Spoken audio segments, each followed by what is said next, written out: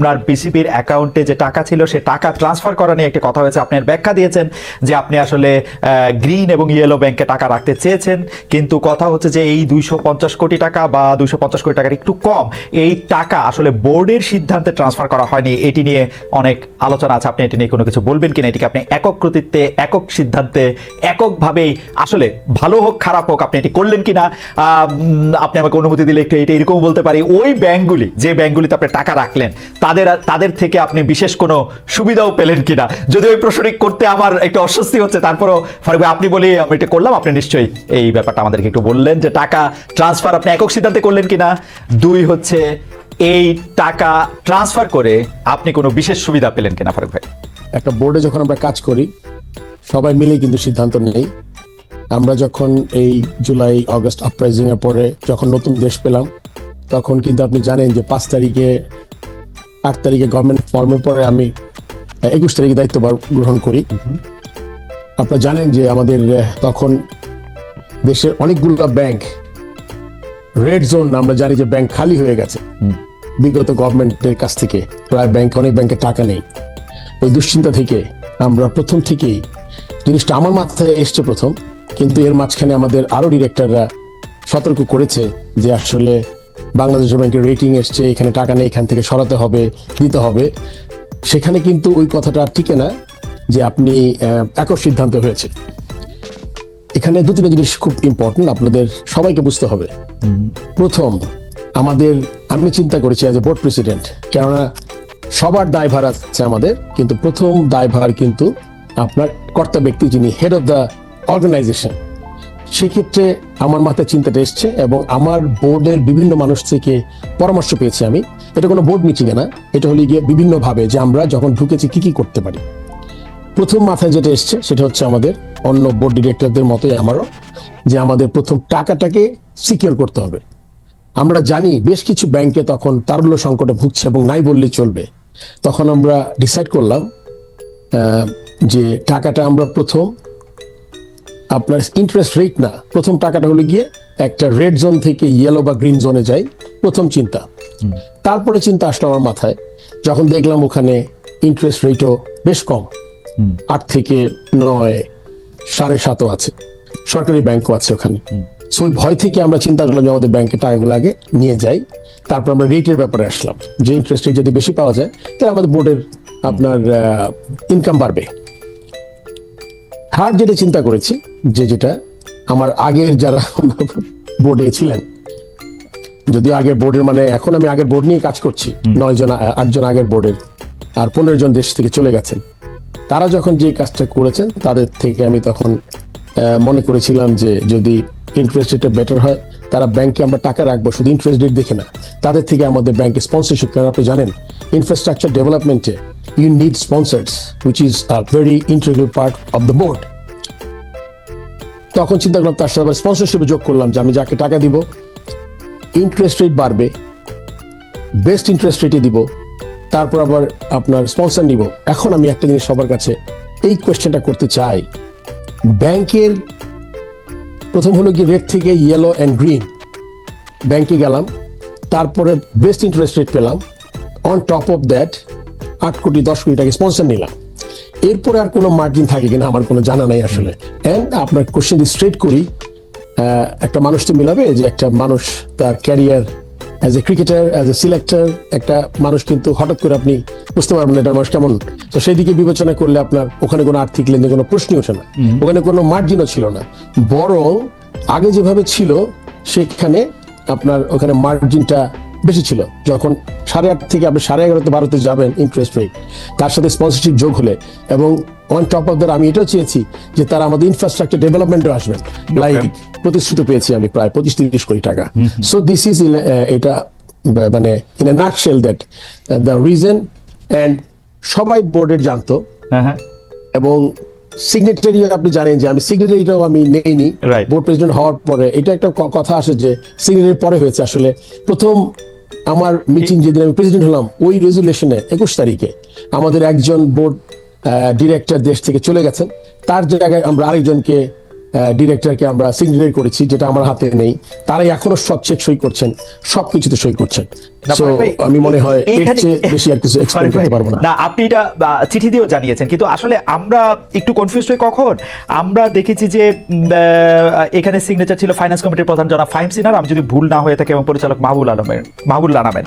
তো তারা আপনার ছিল না, সেটি আপনি ঠিকই বলেছেন, কিন্তু তারা বলছেন সিদ্ধান্তটি বোর্ড সভায় নেওয়া হয়নি, আপনার সিদ্ধান্তে তারা সিদ্ধান্ত দিয়েছেন। ব্যাপারটা কি ঠিক আসলে?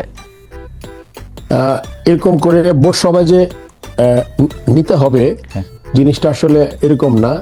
কেননা কিছু কিছু আপনার জিনিস থাকে যখন আপনি ইনফর্মালি আলাপ করে নেন। এখন যখন সবাই যখন অনেক কনসার্ন, যখন ওই বোর্ড সভা 1 মাস 2 মাস পরে হবে, তারপর আপনি সিদ্ধান্ত নেবেন, তখন ব্যাংকে যখন আপনি টাকা আনতে যাবেন সিদ্ধান্তের পরে কোনো টাকা থাকবে না। সো ওই সময়টা ছিল না, কিন্তু ইনফর্মালি প্রতিটা বোর্ড ডিরেক্টর জানতেন। এখন তারা যদি কিছু বলে থাকেন এটার বাইরে অন্য কিছু, এটাতে আসলে আমার কোনো কমেন্ট করার কিছু নাই। বাট এবং এই কনসার্নটা তাদেরও ছিল যে হ্যাঁ, it is a very good idea, I think we should go to better banks with green and yellow জোনে from red zone banks.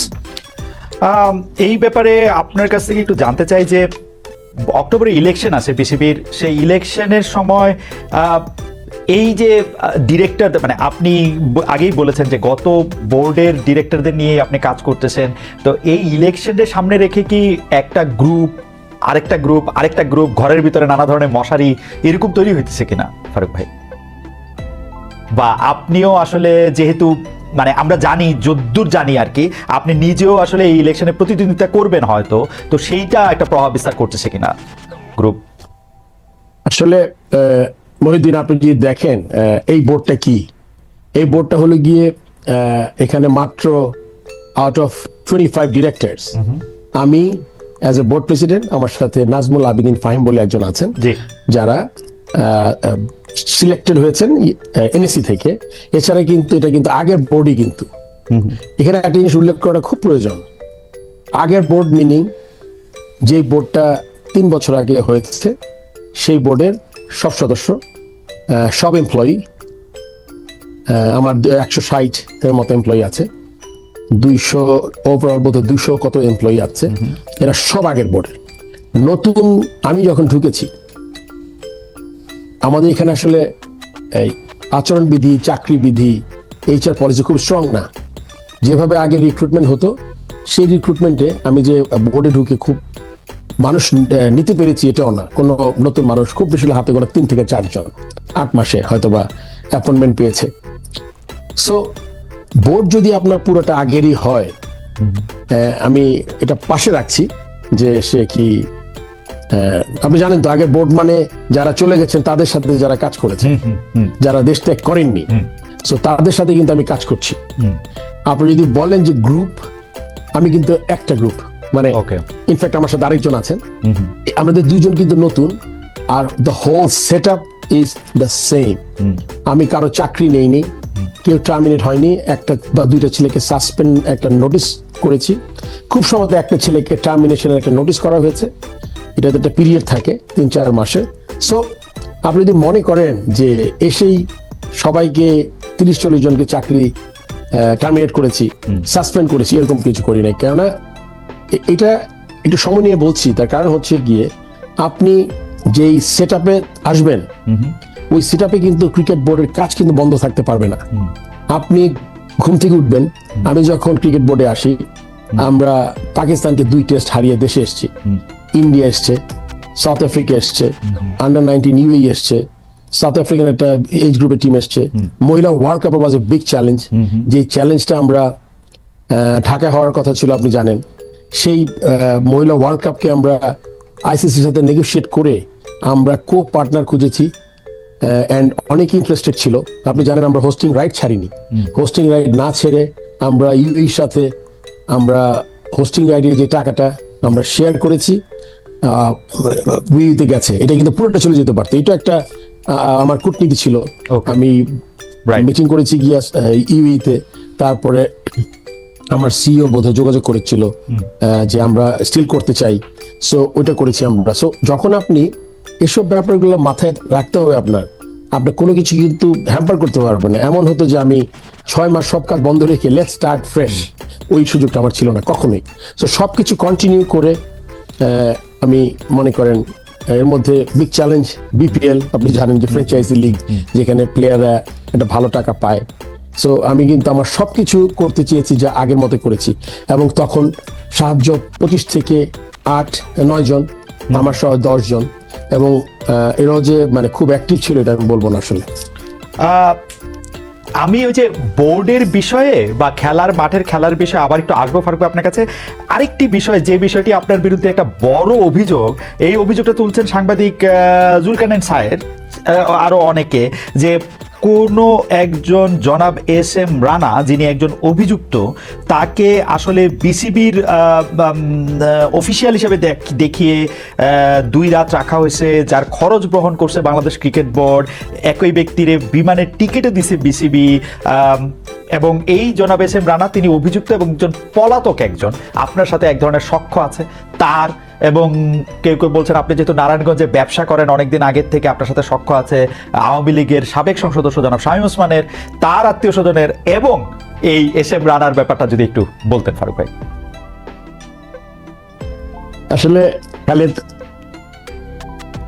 S M রানার ব্যাপারটা বলতে হবে এভাবে, আপনি একটু আগে উল্লেখ করেছেন নারায়ণগঞ্জের। জি, আমি নারায়ণগঞ্জে, আপনি জানেন যে আমার বাবার ব্যবসা সব নারায়ণগঞ্জে, আমার বাবা পাটের ব্যবসা করতো।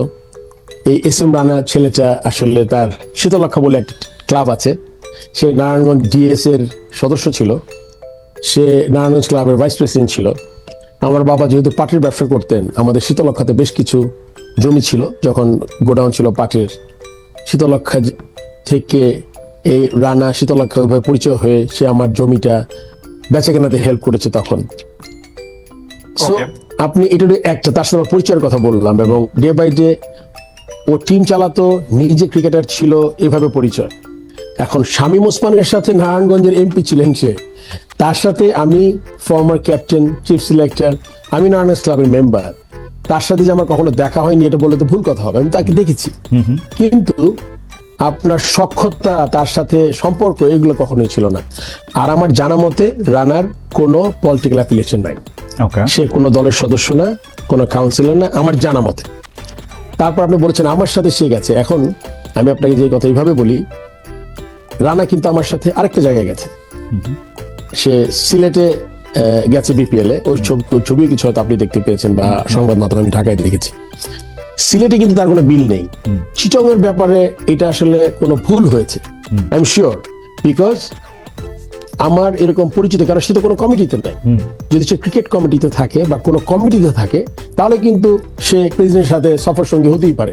যেমন আমি টেস্ট খেলতে দেখতে যাব, আমার লজিস্টিক্স, আমার এক্সিকিউটিভ, আমার ডিরেক্টরদের যেতে পারবে, সেরকম যেতে পারে, কিন্তু সে কিন্তু কমিটি না, সে আমার সাথে গেছে খেলা দেখতে। এন্ড ওই 2 রাত এন্ড প্লেনের ভাড়া, এটা আমার চেক করতে হবে, বাট যদি এটা হয়েও থাকে, ইট ওয়াজ জাস্ট এ মিস্টেক। কেননা তাহলে হতো কি, এর মধ্যে তো আপনাকে বললাম অনেকগুলো খেলা হয়েছে, বিপিএল এর খেলা 3-4টা ভেন্যুতে হয়েছে, 3টা ভেন্যুতে হয়েছে। তারপরে আপনার যেটা কথা এসছে, আমার মনে হয় এটা সাউথ আফ্রিকার কোনো ম্যাচের হবে, তারাই কিন্তু বিপিএল এর খেলা সে দেখতে গিয়ে তারপরে আপনার ওই বিলটা হয়তো মিসপ্লেসড হয়েছে। তো ওইটা যদি এরকম হয়, তাহলে ওটা যদি মিস্টেক হয়, তাহলে ডেফিনেটলি মানে if Rana is not around, then আমার পয়সাটা দিতে হবে না। ইন্টারেস্টিং ব্যাপার হচ্ছে যে আপনি মানে আপনার সাথে সংশ্লিষ্টতা জনাব রানার সাথে বলে এরকম করা হচ্ছে যে আপনি আসলে তাকে দেশ থেকে চলে যেতে বা অন্যভাবে সাহায্য করতেছেন বা অন্যভাবে কি স্টেপ কিছু নিতেছেন, এই টাকা বা 2 রাত 1 রাত থাকাটাই আসলে মুখ্য ব্যাপার না, তাকে আপনি মানে উনি আইনের চোখে ধুলা দিচ্ছেন, অভিযোগটা হচ্ছে আপনি তাতে সাহায্য করছেন বড় একটা চেয়ারে বসে।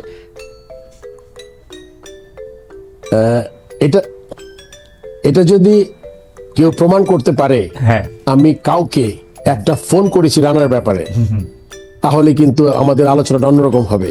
আচ্ছা, আমি কোনো এসপি, ডিসি, নারায়ণগঞ্জের এনি পিবিআই, যারা যারা সংশ্লিষ্ট যারা আছেন আইন শৃঙ্খলা রক্ষাকারী, তাদের যদি কোথাও কোনো সম্পৃক্ততা পাওয়া যায়, বরং এটা একটা উল্টো, মানে রানার সাথে আমাকে মিশিয়ে এটা একটা স্টোরি করা হচ্ছে, যেটাকে আমাকে ডিমিন করা হচ্ছে। আচ্ছা, ব্যাপারটাকে বুঝতে পেরেছি আমার মনে হয় যে মোটামুটি এই ব্যাপারটা আমি বুঝতে পেরেছি, দর্শকরাও নিশ্চয়ই আপনার ভাষাটা শুনেছেন। আমি আবার একটু বোর্ডে ফিরে তো আসি। কেউ কেউ একটা কথা বলতেছে, নামটা আমি না বললাম, কিন্তু কথাটা হচ্ছে অনেকটা এরকম, আগে যেমন বোর্ড মানে ছিল হচ্ছে আবাহনীর একটু দাপট, চোখ রাঙানো, এখন দাপটটা হয়ে গেছে মোহামেডানের, এবং এই চোখ রাঙানোটা নানা জায়গায় মানে এটা সংক্রামিত হচ্ছে। আপনি আসলে এই ব্যাপারটা নিয়ে অনেক কিছু করতে পারতেছেন না, মানে আসলেই কি এখন আগে যেমন বোর্ড বলতে আবাহনী, আমি খুলেই বলি, বোর্ড বলতেই আবাহনী, বোর্ড বলতেই বেক্সিমকো, বোর্ড বলতেই পাপন ভাই, যদিও উনি প্রেসিডেন্ট ছিলেন, বোর্ড বলতেই সালমান এফ রহমান, এরকম ছিল, এখন কি এইটা আবার উল্টায় গিয়ে এটা আবার মোহামেডানের কাছে চলে গেছে অন্যায় ভাবে? আপনি এটাকে কেমন ভাবে দেখেন ফারুক ভাই? এটা আমার মনে হয় আসলে কিছু কোয়েশ্চেন অ্যান্সার করতে হয় কি, হ্যাঁ, আমরা খুব তাড়াতাড়ি কনক্লুশনে চলে আসি। আচ্ছা, মোহামেডান যে আলাদা কোনো আমার থেকে ফেভার পাবে এটার সম্ভাবনা কম। আপনি বলেছেন যে আরেকটা কি তৈরি হচ্ছে নাকি, আমি আমার ব্যাপারটাকে ক্লিয়ার করে নিই। মোহামেডান ক্লাবের আমি কখনো কোনো অফিসিয়াল ছিলাম না, আমি কখনো খেলিনি, আমি কোনো ক্যাপ্টেন ছিলাম না, আমি মোহামেডান ক্লাবের কাউন্সিলর চাই না। আপনি একটু ইলেকশনের কথা বলেছিলেন, সেটার কোনো সম্পর্ক নাই। তো আমার কাছ থেকে কোনো এক্সট্রা বেনিফিট পাওয়ার কোনো সম্ভাবনা নাই।